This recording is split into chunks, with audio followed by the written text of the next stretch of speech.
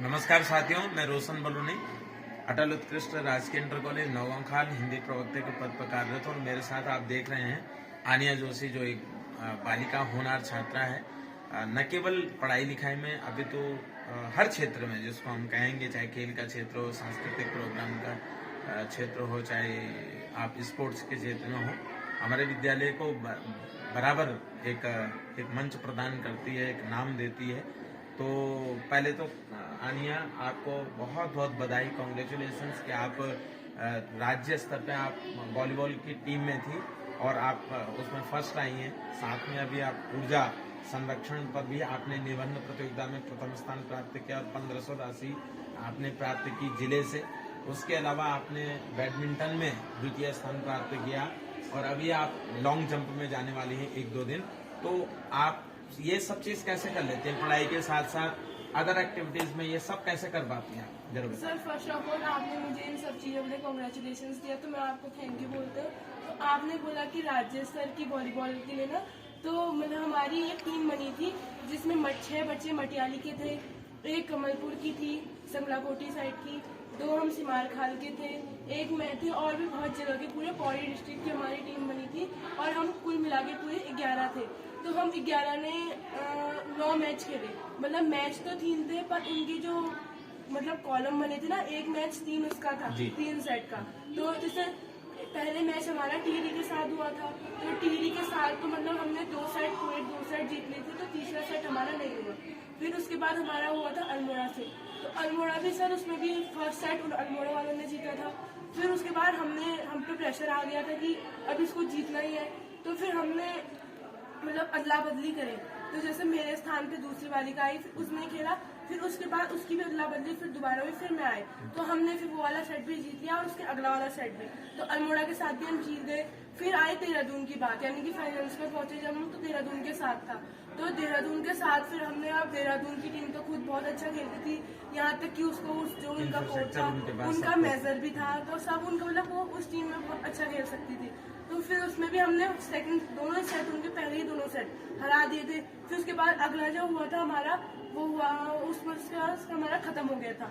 फिर उसके बाद हमारे साथ अंडर 17 भी थी, 19 भी थी, तो फिर भी वो फाइनल में सेकंड प्लेस आई उन दोनों की और हम फर्स्ट आए। तो हमारा मतलब हमने फिर जीता, तो हमारे सर लोगों ने सबने हमें कॉन्ग्रेचुलेशन। अच्छा, तो आपके सर जिनके मार्गदर्शन में आप गए, उनका नाम क्या है, आप बताना चाहेंगे?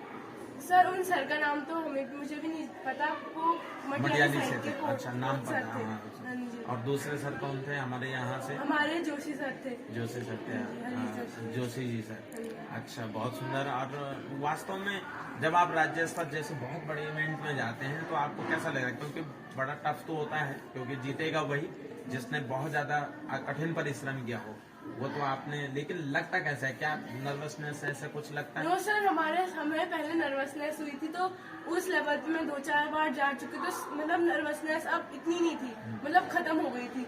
तो फिर हमने रिलैक्स होके खेला, चिल होके खेला, तो हम जीत गए। अच्छा, दूसरी बात, अब आते हैं स्पोर्ट्स से हट करके। अभी तो आपने बैडमिंटन भी आपका बहुत अच्छा खेल है और आपको बता दें दर्शकों की ये कक्षा 7 की छात्रा है, अभी 7वीं कक्षा में पढ़ती है और हमारे पास जो है कि 12वीं कक्षा तक यहाँ पे रहेगी और निश्चित रूप से कि हमारे विद्यालय का नाम रोशन करेंगी। अच्छा, आपको ऊर्जा संरक्षण पे भी आप किस विद्यालय में गई थी, तो आपके मार्गदर्शन, किनके मार्गदर्शन में गई और आपने कैसे तैयारी की और आप कैसे आपने फर्स्ट डिवीजन प्राप्त किया? वहाँ पे फर्स्ट, ब्लॉक में फर्स्ट और जनपद में आपको द्वितीय स्थान प्राप्त हुआ, वो कैसा लगा? तो जो आप बोल रहे हैं कि उसके लिए ना, ऊर्जा संरक्षण के लिए, तो ऊर्जा संरक्षण के लिए हम रिंगवाड़ी गए थे, रिंगवाड़ी के स्कूल में गए थे और मेरे मार्गदर्शक टीचर आप ही थे, यानी कि श्री रोशन बलूनी।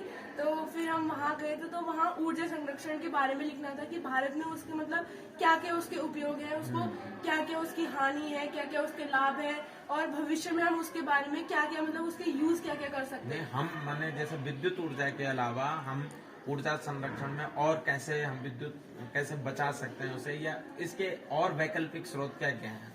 सर जैसे ऊर्जा संरक्षण के लिए इसके बहुत सारे स्रोत हैं, जैसे सौर ऊर्जा। तो सौर ऊर्जा तो सबसे प्रमुख उसमें आती है। सौर ऊर्जा जो कि कर्नाटक साइड में सबसे ज्यादा उत्पन्न होती है, तो वो मतलब उससे अभी भी हमारे बहुत सारे यूज हो रहे हैं। जैसे एक हमारा आजकल के लिए उससे चल रहा है सोलर स्कूटर। तो सोलर स्कूटर के लिए अब सरकार हमारे सोलर स्कूटर को भी लागू करने वाली है। सरकार ने अभी इलेक्ट्रिक बस भी चलाई है, इलेक्ट्रिक स्कूटी वगैरह ये सब चलाई है। तो इस पे भी आप जनपद में दूसरा स्थान आपने प्राप्त किया, आपको बहुत बहुत बधाई है, ढेर सारी शुभकामनाएं हैं। और मैं आशान्वित हूँ, आशा करता हूँ कि आप इसी तरह आगे बढ़ते रहेंगे और अपने स्कूल का नाम, अपना नाम और क्षेत्र और देश प्रदेश का नाम रोशन करेंगे। और आपको लगता है कि इसके अलावा आपके मोटिवेशनर कौन है, माने आपको कैसे मोटिवेशन मिलता है? ये बाहर के अभी एक हमारे यहाँ से उत्तराखंड से वॉक रेस में एक बालिका मानसी, उन्होंने गोल्ड मेडल हासिल किया था। इसी तरह उनके भी अपने जिनको प्रेरणा स्रोत कभी हमारे गुरुजी रहते हैं, माता पिता रहते हैं, या समाज में कोई अन्य ऐसे पर्सनैलिटी रहती है जिससे हम सीखते हैं। ऐसे आपके कौन ऐसे मोटिवेशनल के तौर पे आपको लगता है कि इनसे मुझे बहुत प्रेरणा मिलती है? किसी को खेल में, किसी को माने आप जब पढ़ाई लिखाई करते हैं तो उस क्षेत्र में कौन आपके प्रेरणा स्रोत हैं? इस प्रकार से ऐसे हैं सर जैसे खेल में तो मेरे सबसे बड़ी प्रेरणा स्रोत पीटी उषा है। तो पीटी उषा जो है वो मतलब रनिंग के साथ साथ सारे उसको खिलाते हैं, मतलब वो उसको कह सकते हैं कि वो ऑलराउंडर है। पीटी उषा फुटबॉल खेलना जानती है, टेबल टेनिस खेलती है, लॉन टेनिस खेलती है, बैडमिंटन भी यहाँ तक उसको थोड़ा बहुत चलता है। तो मुझे पीटी उषा खेल में और पढ़ाई लिखाई में उड़न परी उनको कहा जाता है, बहुत सुंदर। और पढ़ाई में आपको माने कहाँ से मोटिवेशन मिलता है? सर पढ़ाई में तो मुझे मतलब पढ़ाई में इतना रुचि नहीं थी, पर धीरे धीरे जब रुचि आई मेरी तो पढ़ाई में मोटिवेशन मैं कह सकती हूँ आप। तो पढ़ाई में मेरा धीरे धीरे आप ही ने मोटिवेशन लाया था, क्योंकि पढ़ाई में मेरा मुझे लगता था कि मेरा सिर्फ स्पोर्ट्स में ही है, तो पढ़ाई में तो मैंने आपसे ही लिया है। नहीं, हम तो यहाँ पे एज ए शिक्षक के रूप में है, इसलिए हमारा कर्तव्य भी बनता है कि हम आप लोगों को आगे बढ़ाएं, आगे मोटिवेशन ऐसे प्रेरणा दें। लेकिन अगर हम बात करें कि एपीजे अब्दुल कलाम या हम अटल बिहारी वाजपेयी या इंदिरा गांधी जी, या तो जो बड़े हमारे पर्सनैलिटी हमारे देश की, जो उनमें से आपको कौन सर्वोत्कृष्ट लगता है, या किन को देख करके आप मानते हैं कि है सब नंबर 1 पे, लेकिन उनमें से कि मुझे ये सबसे अच्छा लगता है? हाँ जी, तो सर मुझे सबसे मतलब अभी जो हमारी करंट की वो प्रेसिडेंट बनी द्रौपदी मुर्मू, तो मुझे उनको देख के बहुत हुआ, तो मतलब उनको बहुत मोटिवेशन मिला, क्योंकि हमारे देश में राष्ट्रपति महिला बनी, बहुत बड़ी बात होती है। खेल मंत्री हमारे जो राज्य की खेल मंत्री है वो एक लड़की है, मुख्य खेल मंत्री। तो मुझे मतलब इतना बड़ा मोटिवेशन मिला कि जब एक लड़की खेल मंत्री हो सकती है, तो मतलब बहुत सारी लड़कियां ने बहुत सारे उसमें मतलब फील्ड्स में अपना वो परचम फैलाया है। तो फिर मुझे द्रौपदी मुर्मू ये हमारी खेल मंत्री हैं, जो उनसे बहुत मोटिवेशन मिला। अच्छा, आप लास्ट संदेशा और बच्चों को क्या देना चाहेंगे? आप कैसे आगे बढ़े और कैसे हम सब लोगों को आगे बढ़ना चाहिए, जरा बताइए।